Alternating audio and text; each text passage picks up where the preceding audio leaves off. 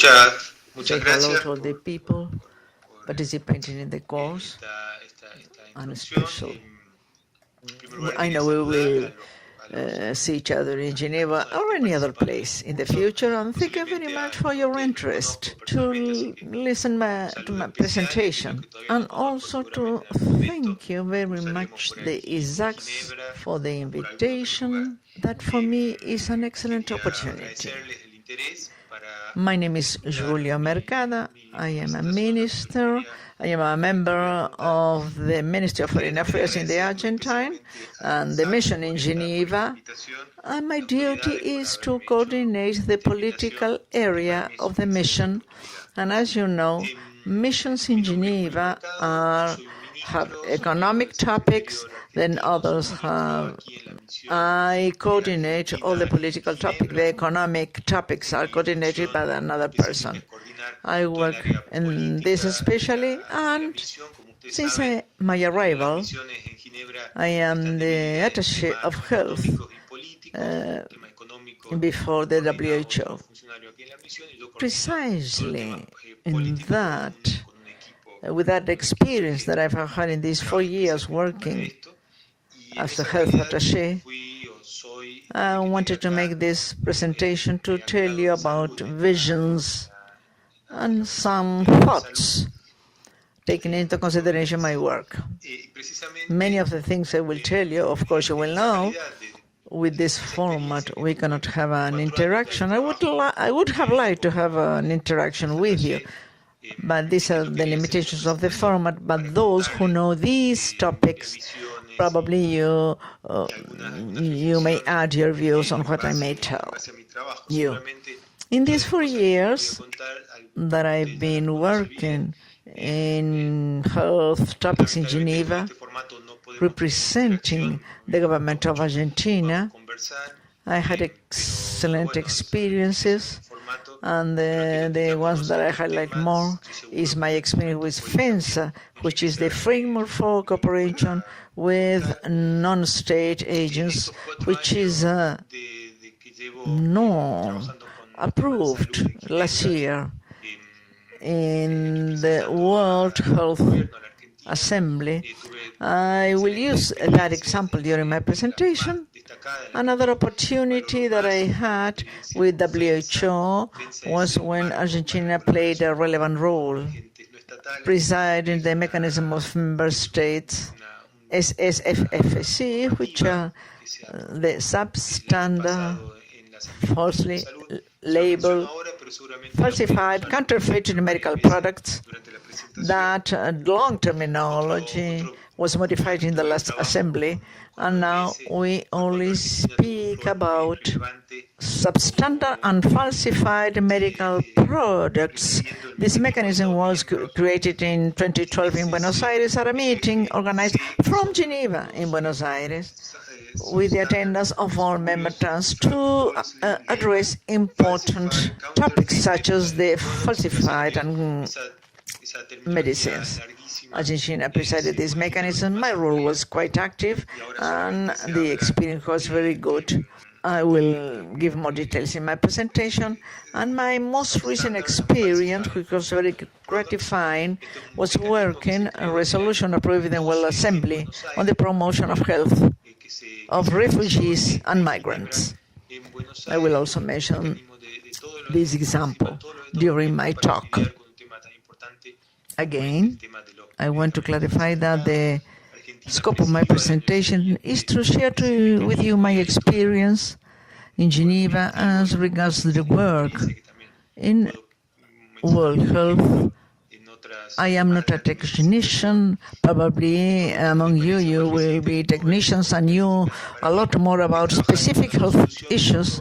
I am a diplomat trying to promote the interests of my country and region in the WHO. I wouldn't go into specific technical topics that probably you are best qualified to address.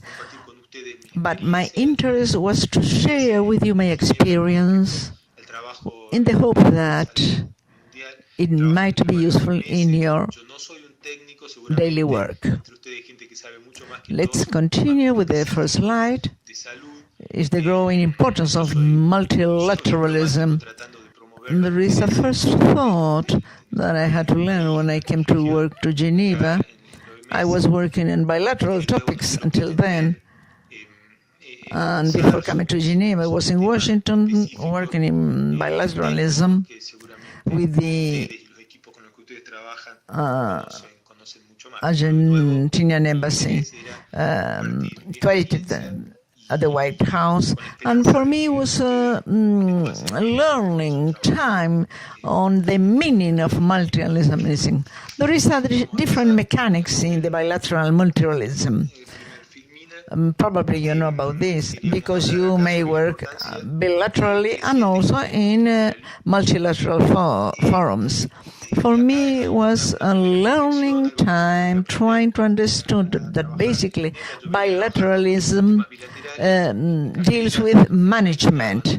You have a meeting with the other part, you sign agreements, and there are negotiations with immediate results. You can see what you do very soon in the bilateral negotiations.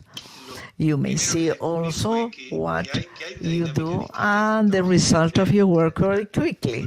On the other hand, in multilateral work, the nature is different, the dynamics is different, because they deal with process. In bilateralisms, we will work with management. In multilateralisms, we work with processes. Probably you have an experience. There are long processes, and when you start working on it, perhaps the person that was before you started a process and you continue it, and probably you will change your job. Another person will finish your work. So this is a process, and so we have to understand when we work in multilateralism.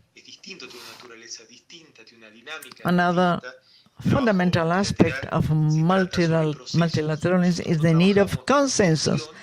In bilateral topics, there is agreement. It's easier to come to an agreement. In multilateralism, this takes much longer and demands more efforts and dialogue ability. And the rule is consensus. Here in Geneva, in the WHO, we work in consensus. Everything that is resolved or approved is done through consensus, except there are some exceptions. There is a vote, of course, but as diplomats, when we work in the WHO, all the agreements are reached by consensus. Consensus, although it is not cheap, it provides legitimacy. That is the positive side of consensus. When there is a consensus on a resolution or a decision that we want to approve, legitimacy is higher and easier. And the application of the resolution, enforcement of the resolution is also easier. There could be some exceptions in WHO. There is a topic that every year is voted. It is on the agenda. It's recurrent. Every year appears, and is the situation of health in the Palestine-occupied territories. So there is a vote, there is a consensus work. However, with the interested parties, generally the European group is the mediator, trying to obtain a text that is acceptable for most members of WHO, but every single year since I'm here, the possibilities are voted. In the last assembly, the election of the General Director General, he was May 2017.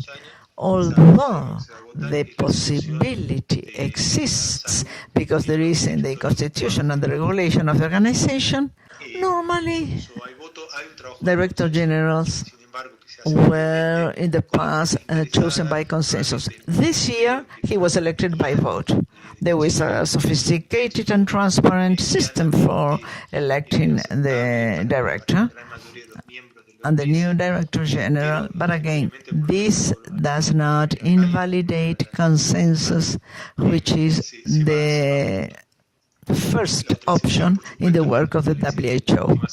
In other UN organizations, for example, the Human Rights Council, most of the topics are voted. There are many resolutions voted in the Assembly, in the Security Council, but our organization, we try to reach consensus, which provides, as I said before, more legitimacy to decisions. Again, as an example to comment, is when FINSA was negotiated, this framework of cooperation with the non-state agents. This was an example, and really it was a learning time on how to reach consensus within the specific policies. Many of you may know it. The document is available on the WHO webpage, and it was a very careful work discussing the process. Took 4 years. It was, and I understand that it was quite quick anyway.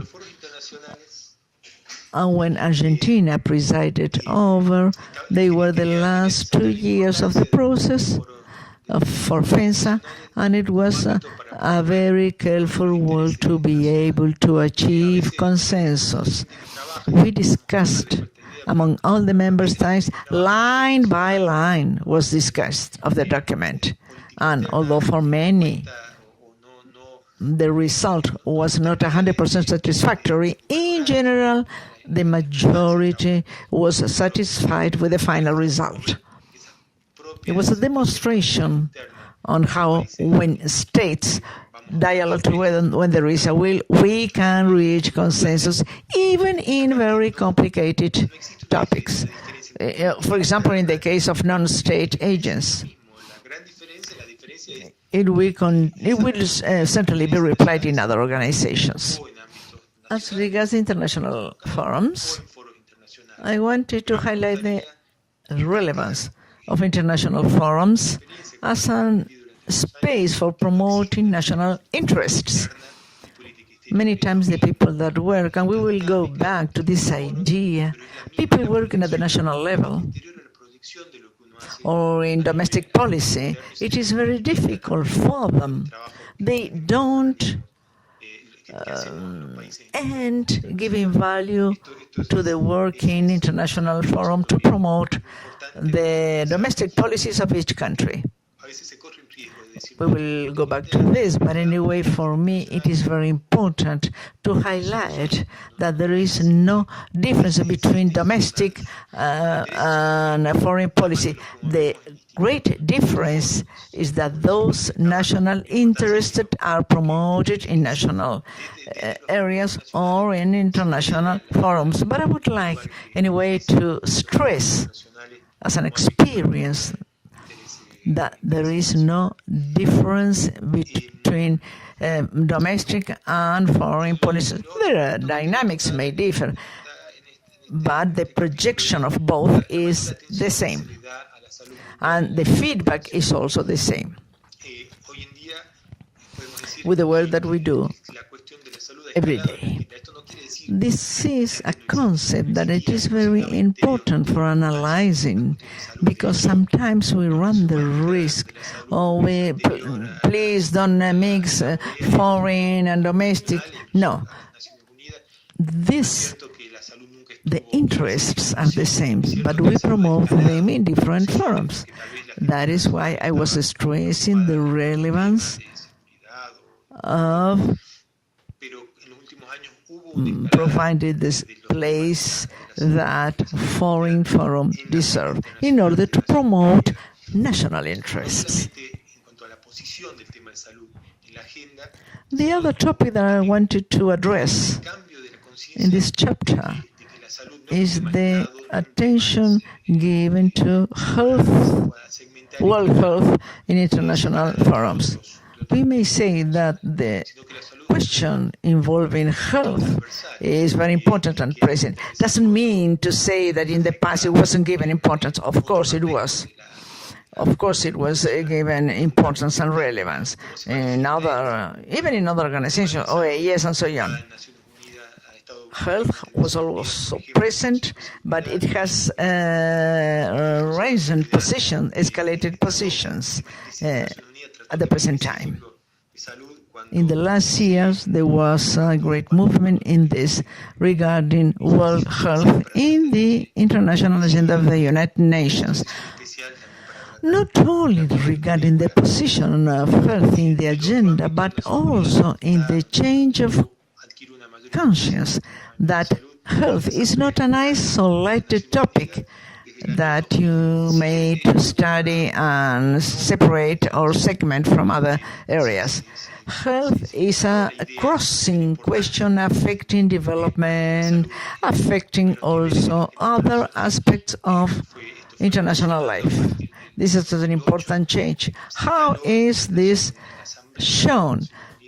The health topic is in the United Nations, in the Security Council, for example. The Security Council addressed the specific topic of health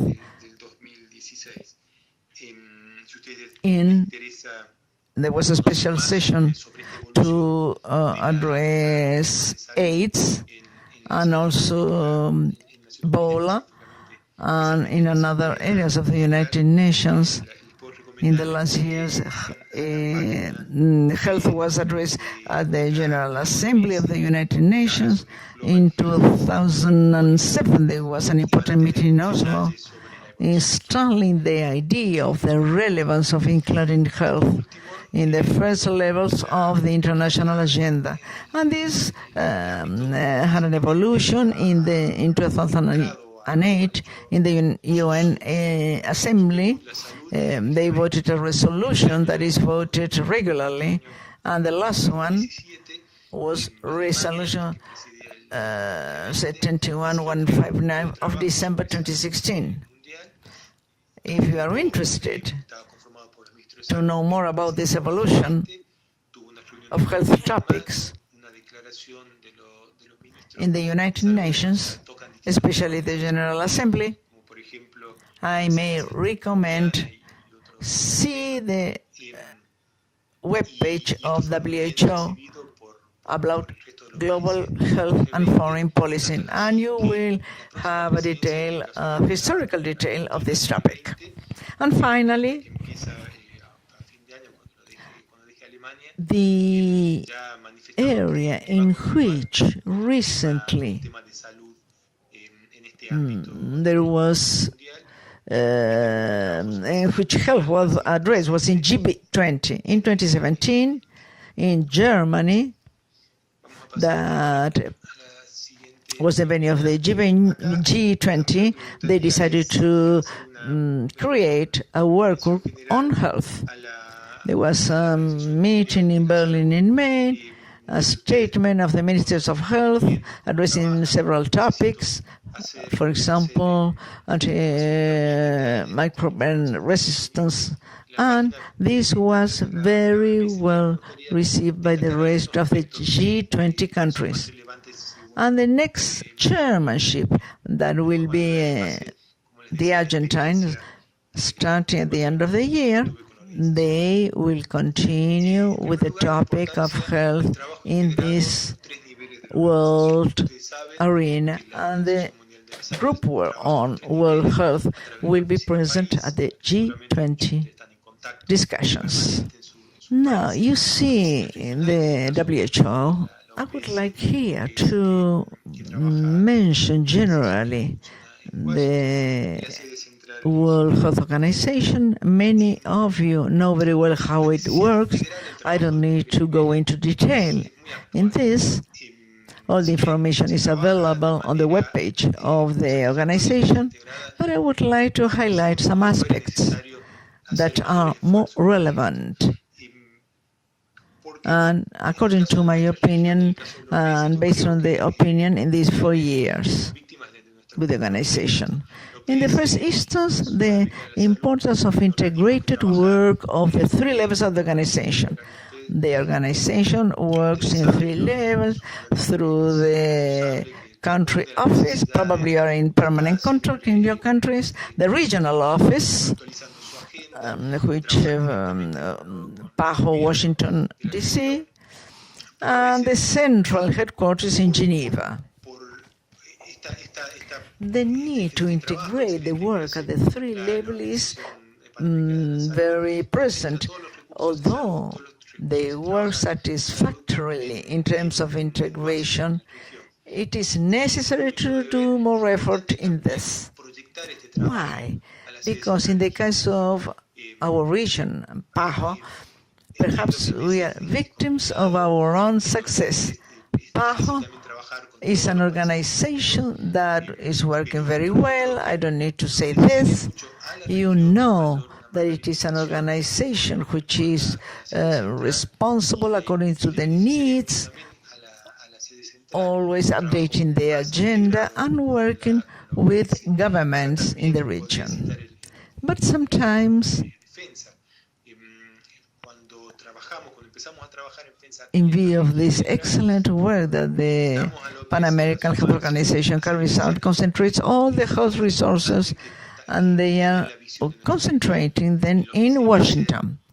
And to my view, it is important to project the work to the central headquarters in Geneva. I understand that sometimes this is complicated or difficult to work with all the countries in the world, but I believe that it would be a great benefit for the region, better integration with the headquarters in Geneva, and also would benefit, will be for the benefit for the central headquarters, having a more integrated work with PAHO. I could cite the example of defense. When we started to work in FENSA, we invited PAHO and to follow the work we are going to do, because it was important to have the vision of our region, what we were doing here, because this was going to affect them directly. And if there is no exercise of this type of work, I mean more integration, this might be a little expensive, but we were able to do it. We were working very well, and the legal office produced several documents upon request of countries of the region to be able to work in FENSA. And later on, when PAHO and FENSA approved the cooperation framework, there was no need to open again the document of PAHO in Washington, because as the result was an integrated work, what did PAHO? There was no precedent, simply adopted exactly the same document that had been adopted in Geneva.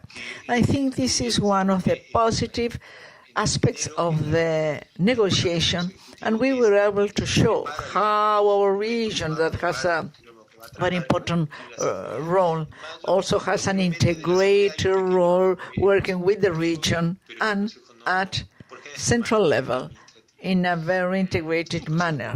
This is a model that we should copy and use again in other processes. Also, regarding to the government organs, there is a World Health Assembly. In the month of May in Geneva, there is an executive council within the WHO. It is a very important meeting in January, preparing the documents to be approved or be addressed by the Assembly in May. And after the Assembly, there is a small executive council, which is on administration only.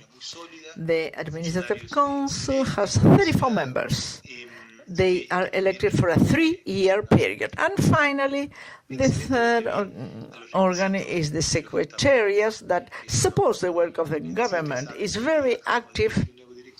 Again, in the FENSA process, we had to work with the member states very closely because we needed to know many topics that we were not acquainted with, and my experience, my evaluation, my final evaluation after dialoguing with many people at the Secretariat of the WHO, they work very solidly with excellent members of staff, and they provide excellent answers to the requirements of the member states.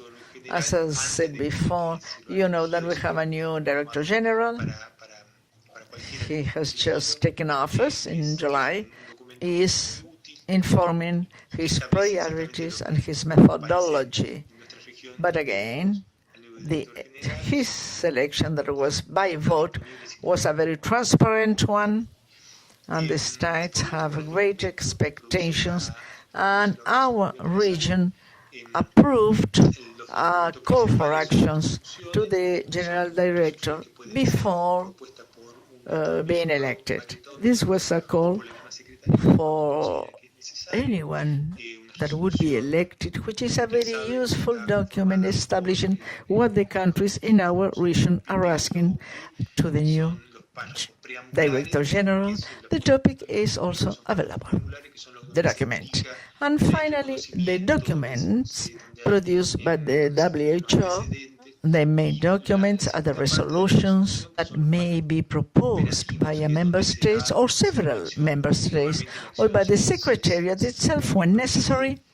There is a resolution, as you say, which is made up of the famous PP and OP, which are the preamble paragraphs explaining and informing, including the background information, and the second part of the resolution, which are the operational steps regarding the action.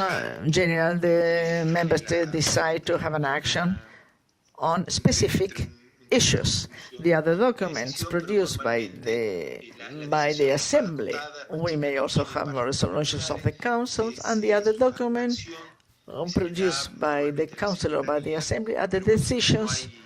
There is no difference, we may say, great difference between one resolution and a decision, but normally the decisions is shorter, there are no preamble paragraph, it is an action given to the Secretariat, it is not written, the difference between one. But in practice, the resolutions are used when we want to exhaust the thing very in detail.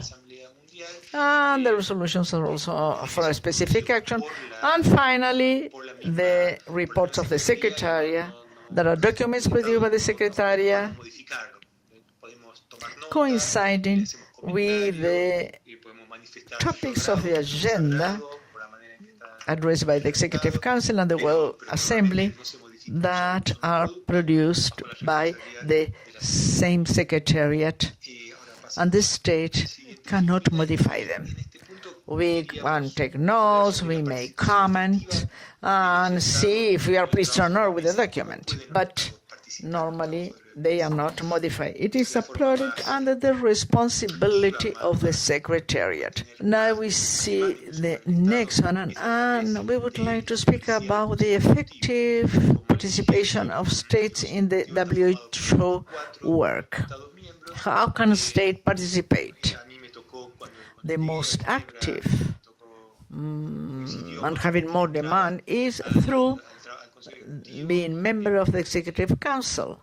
As I said before, the Executive Council is made up of 34 member states.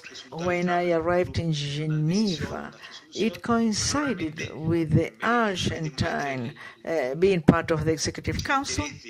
In general, it is expected that states that are part of the Executive Council follow very closely the topics of the Assembly that are going to be dealt with by the Assembly, and during the meeting of the Council they have voice and vote. This doesn't mean that the other members cannot participate, but we have voice, but we have not vote. The other manner of a participation of the states in the WHO work is the preparation of decision process or resolutions. As I commented before, these documents are produced and are decided by the organs of government, and these projects can be on any topic. When the member state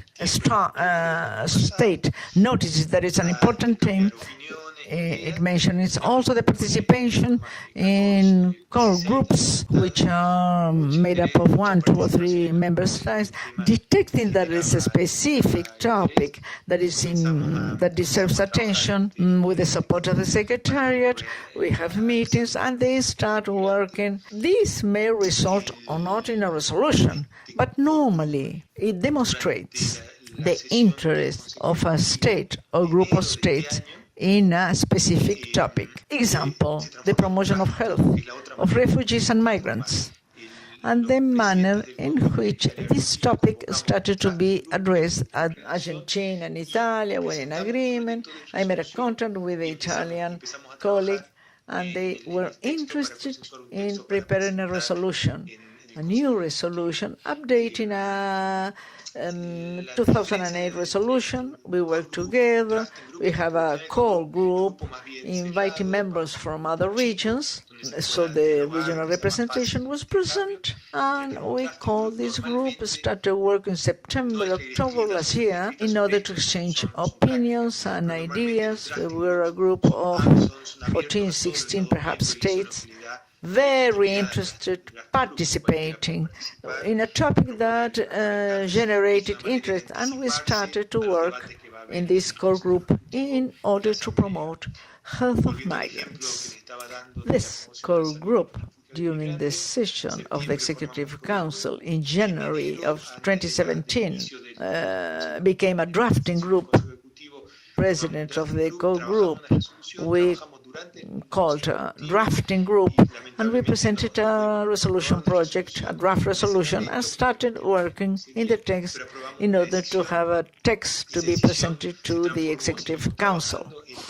The difference between a core group and a drafting group is that the core group is a close, a small group when we have dialogue, and it's easier to exchange ideas. But the drafting group, normally, they are practices, but normally drafting groups are open to all the member states, and this provides legitimacy to the drafting group.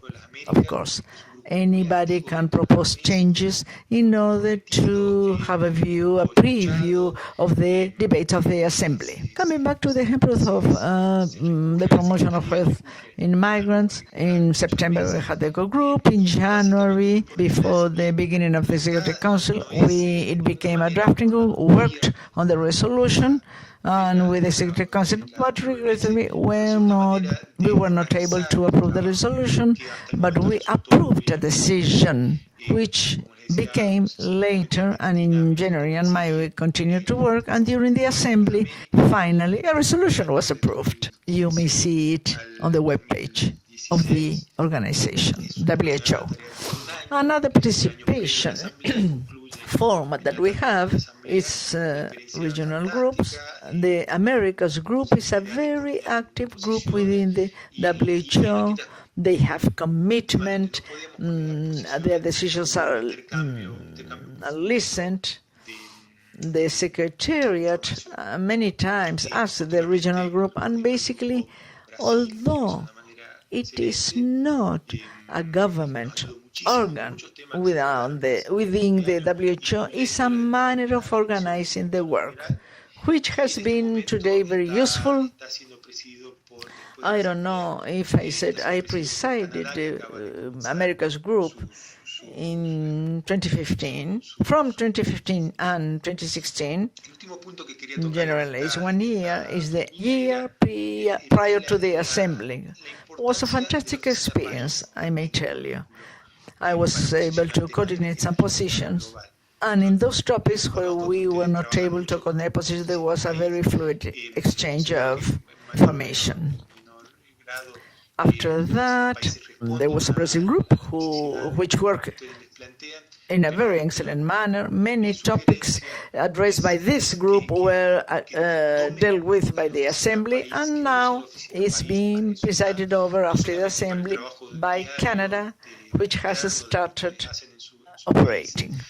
The last topic that I wanted to address in this slide is the relevance of the country office as a vehicle to have topics of the regional or global agendas.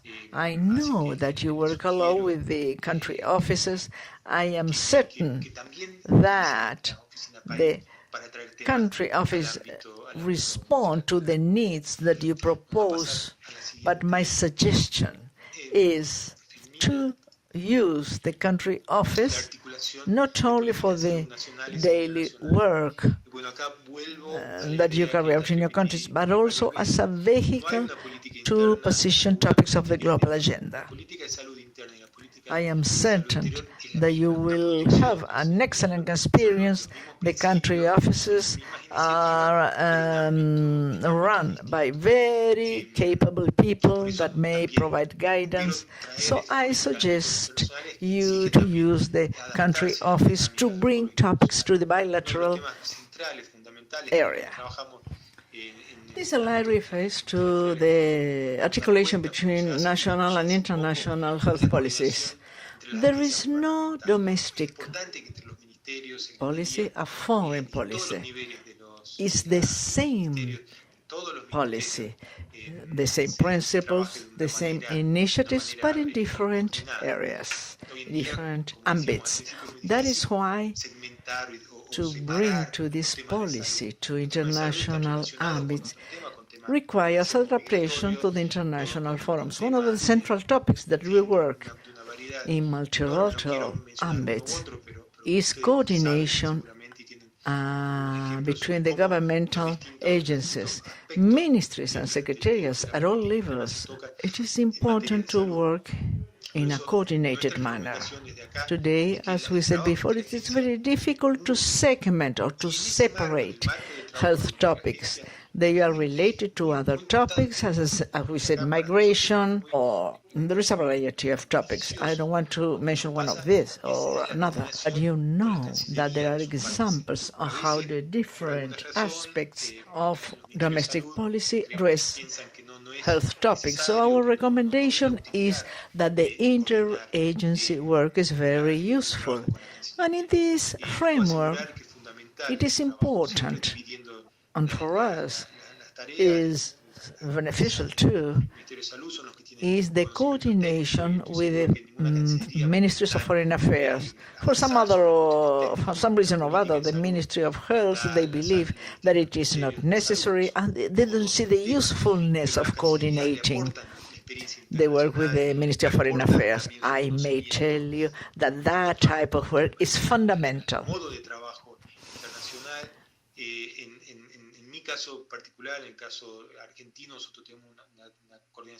The ministries of health have the technical knowledge, and no Ministry of Foreign Affairs will try to advance over technical issues. But because the question of health are provided by the Ministry of Health, but the Ministry of Foreign Affairs has international experience and knowledge as the manner in which international work must be carried out. There is in the agenda there is an excellent coordination between the Ministry and the Ministry of Foreign Affairs. This hasn't been always so, and in those cases the work was difficult. Our Ministry of Foreign Affairs now is working very closely to the Ministry of Health, and this can be seen in our everyday work. And here I wanted also to comment, according to my experience, You may not be in agreement, but I believe also that the difference between the dynamics of PAHO and WHO is also perceived in the influence of the ministries. PAHO is working closely with the Ministry of Health and perhaps a little less with the Ministry of Foreign Affairs, probably for historical reasons, or because they don't see it is useful.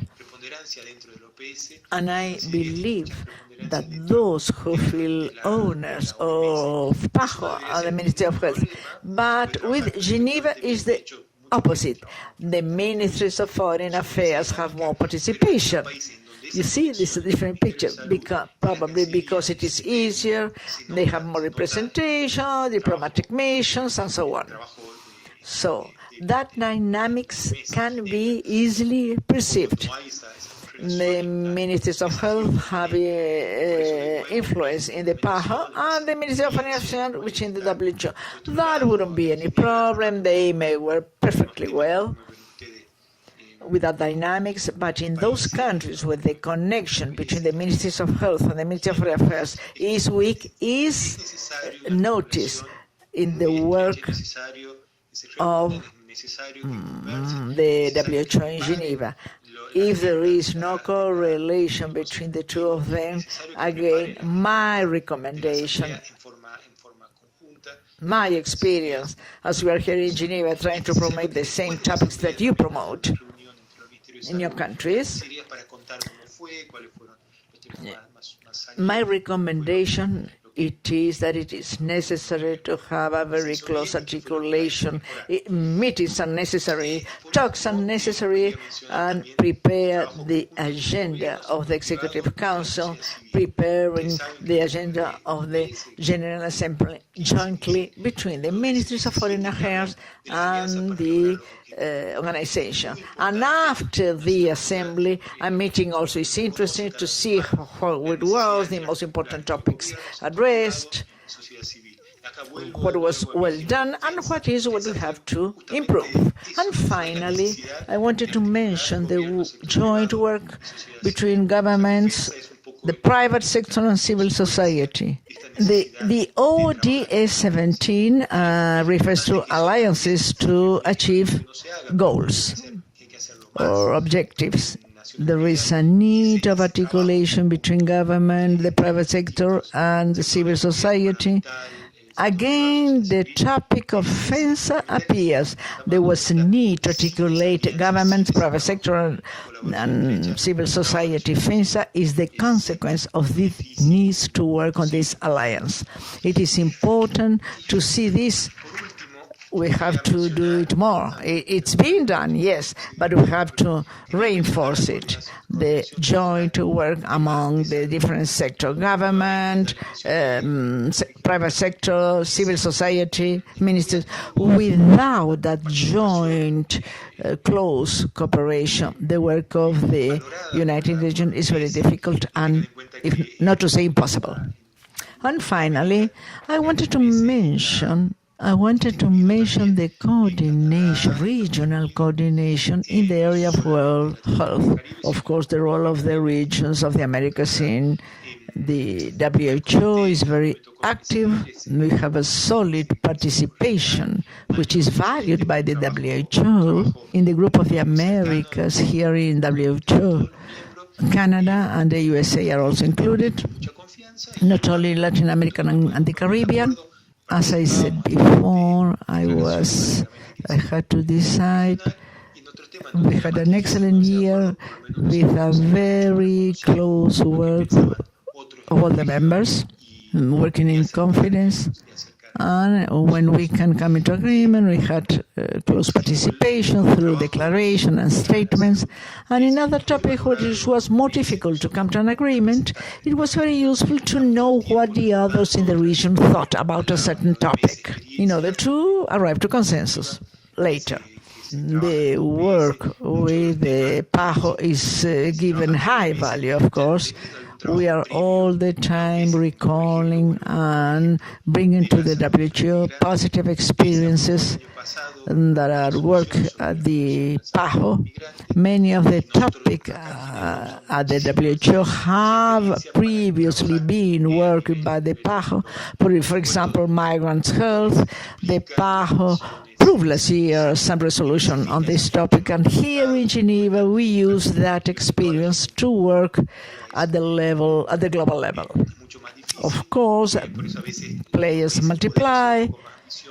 There is diversification is perhaps more complicated because it takes into consideration all the regions in the world. It's more difficult, of course. So in PAHO, perhaps we can be more ambitious, and sometimes in WHO this costs a little more. It's less ambitious, but anyway, we use the PAHO experiences a lot. We have also the promotion of health of migrants. It was very useful, as I said before, very useful for us in our work here at the WHO. The relevance of GRUA, as I said, is a very important and useful area. We can work very well. Canada is coordinating now and will carry out a good job. And also the regional coordinators are working closely with the Secretariat.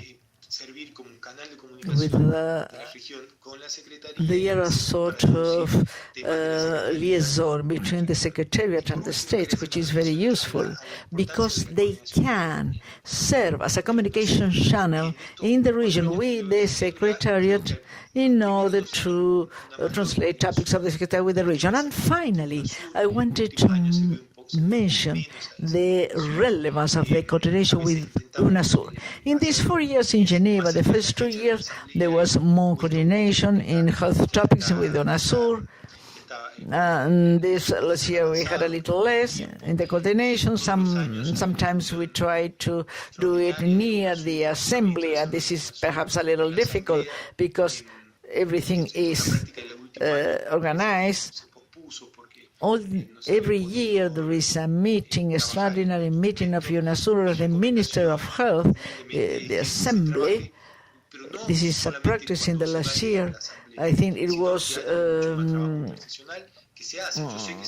postponed because it wasn't possible to work on the documents. My recommendation is to work not only when we are having a meeting, but there must be more intersectional work. I know it is done, but we have to have more interface with Geneva.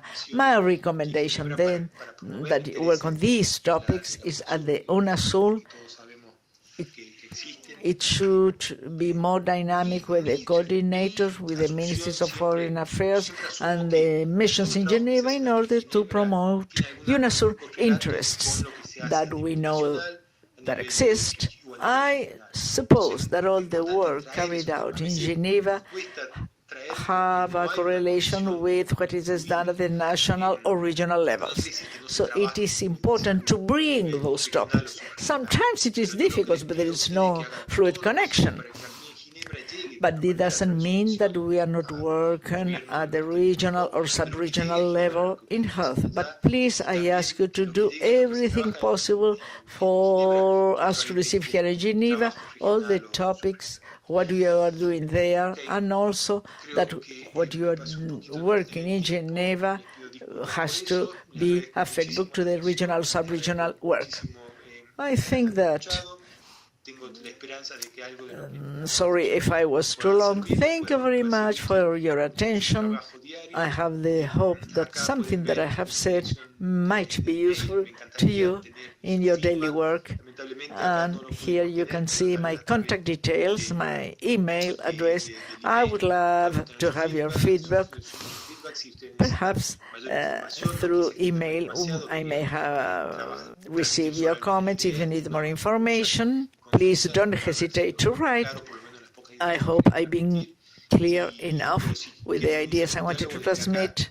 But if you want to start a dialogue, it will be very pleasing for me. And again, thank you very much. for your kind attention, for the ISAC's authorities for this opportunity.